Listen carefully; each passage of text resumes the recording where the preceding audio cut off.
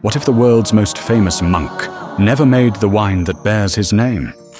What if the most coveted champagne on earth began not in a vineyard, but in a boardroom? With a brand so powerful, the wine had to be invented to live up to it. Dom Pérignon didn't invent bubbles. He tried to stop them. What have I done? It's full of stars. Yet today, that name sells out galleries, headlines royal weddings, and turns a cellar into a financial portfolio. Here's the paradox. A 17th century monk's myth. I can taste the stars. Fused to 20th century marketing and 21st century precision.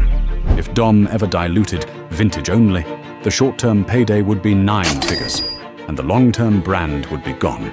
So how did a posthumous legend become champagne's most valuable idea? This is Dom Pérignon, the anatomy of an icon. Dom Pérignon is the result of a tension engine, myth versus method, history versus invention, scarcity versus demand. To understand the brand, you have to take it apart like a watch.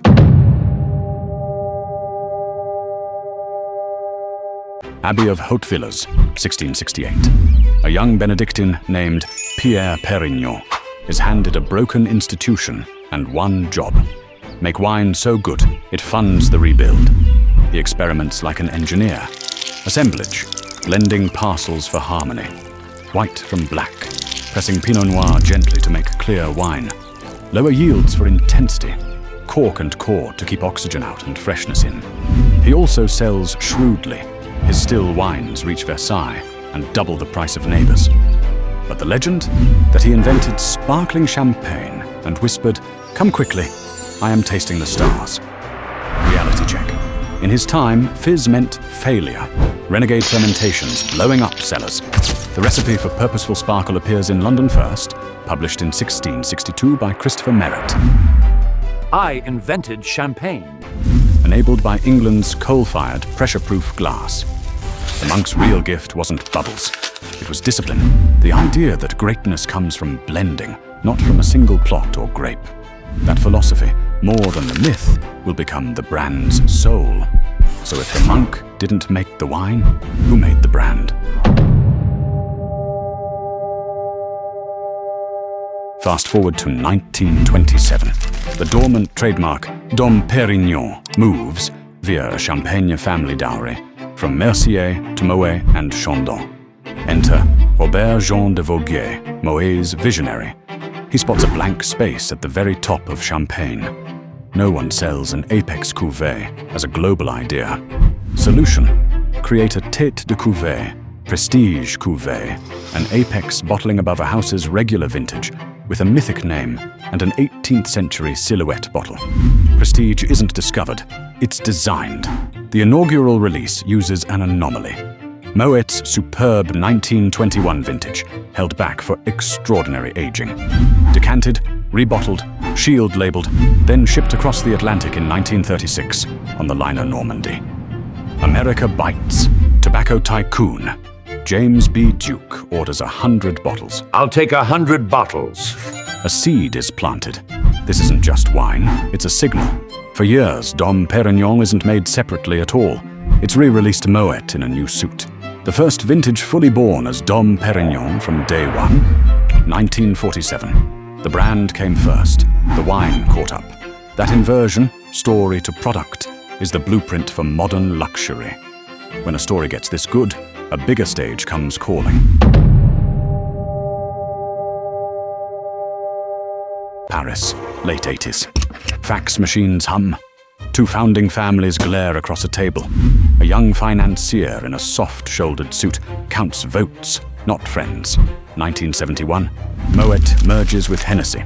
1987, they merge with Louis Vuitton to form LVMH, the first true luxury conglomerate. Cue a boardroom thriller. A young Bernard Arnault outmaneuvers the founding families, consolidates control by 1989, and applies a doctrine that becomes gospel. Heritage plus innovation, creative autonomy, and the marketing of real scarcity. For Dom Pérignon, Scarcity isn't a gimmick. It's the vintage-only vow. If the harvest misses the house ideal, there is no Dom Pérignon. Full stop. That means leaving vast revenue on the table to protect the myth. Price becomes a receipt for discipline. LVMH supercharges the aura. Global distribution, cinematic campaigns, and high-wire cultural collaborations.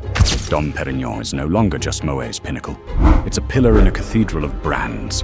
Louis Vuitton, Dior, Tiffany, each adding luster to the others. But a brand this loud only works if the liquid is louder.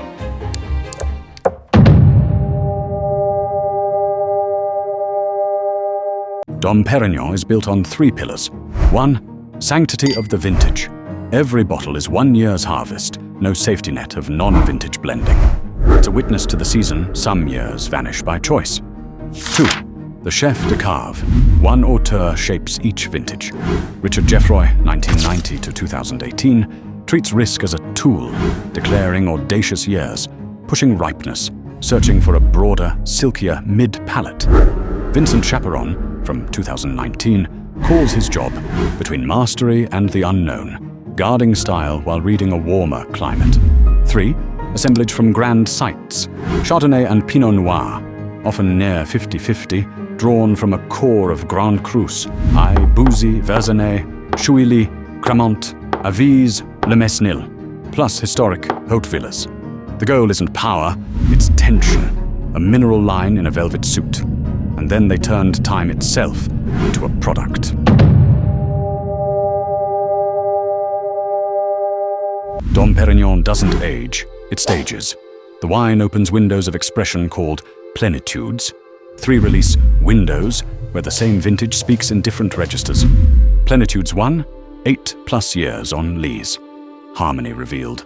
Fruit, freshness, and breadth snap into focus. Plénitudes 2, 15 to 20 years. Energy intensified. Creamier texture, deeper minerality, longer echo. Formerly, the Onotech releases. Plénitudes 3, 25 to 40 years. The apex, rare, layered, symphonic. It's art and strategy. By holding back a portion of each vintage, the house can re-release the same harvest decades later at new price tiers. The cellar becomes a compound interest machine. Scarcity isn't a stunt, it's a schedule. But what happens when nature tries to break the schedule?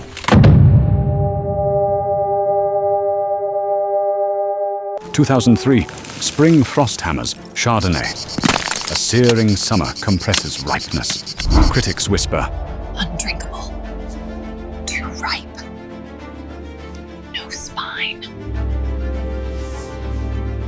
Richard Geoffroy does the opposite of safe. He declares the vintage. He circles the harvest date on a wall calendar. If we wait for classic acidity, there'll be no harvest to interpret. To make it work, he pulls 3 levers, earliest harvest since the 19th century. Deliberate oxidation of the juice to tame phenolics, and a blend swinging 62% Pinot Noir for structure. The first release polarizes. Time passes. In Plénitude 2, the same 2003 is reframed. Complex, vital, defying the hot year stereotype. The lesson isn't that 2003 was perfect.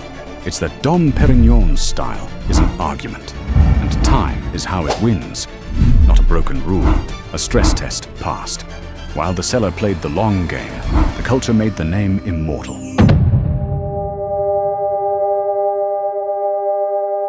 Bond. In Dr. No, the villain warns Bond not to smash the Dom Pérignon 55. Bond deadpans. I prefer the 53. Temperature jokes in Goldfinger. A wink in The Spy Who Loved Me. Dom becomes shorthand for suave precision. Royalty and State. 1961. Vintage at Charles and Diana's wedding. Magnum stamped with a bespoke insignia. Across regimes and rites, the same bottle marks the milestone. In the 90s, Dom crosses from old money to new narrative. Biggie's Juicy, Nas's The World Is Yours. Popping Dom becomes a rite of self-creation. Collaborations become modern myth-making. Koonz's Balloon Venus cradling a bottle. Lenny Kravitz hammering the shield. David Lynch and Karl Lagerfeld lensing the aura. Lady Gaga turning rosé into chrome pink performance. Each drop says, this isn't just luxury in culture. It's luxury with culture. Fashion houses and galleries aren't product placement. They're peer review. When Koons or Gaga isn't just holding the bottle but co-designing it, the message is, Dom isn't in culture, it co-authors it. Icons aren't just loved, they're priced.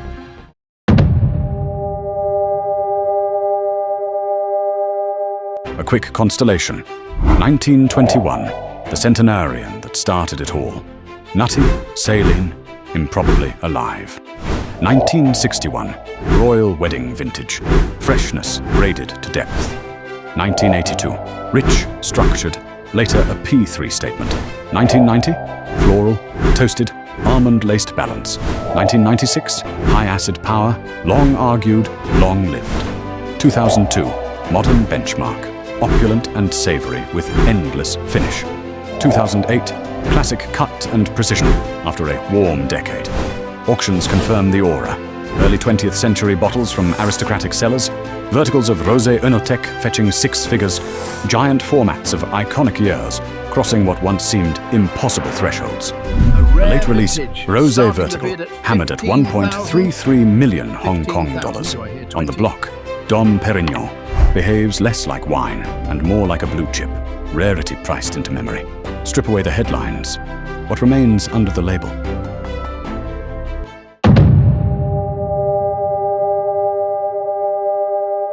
1. Foundational myth. A monk, a quote. I can taste the stars. A legend. Historically shaky, psychologically perfect. It anchors the brand in time and gives it a face. 2. Uncompromising philosophy.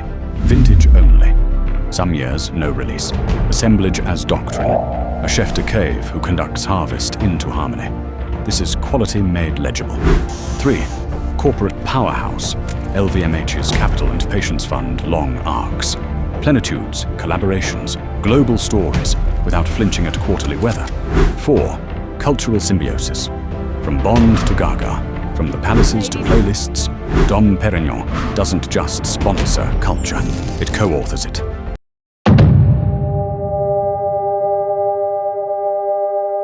Climate pushes harvests earlier and styles drier.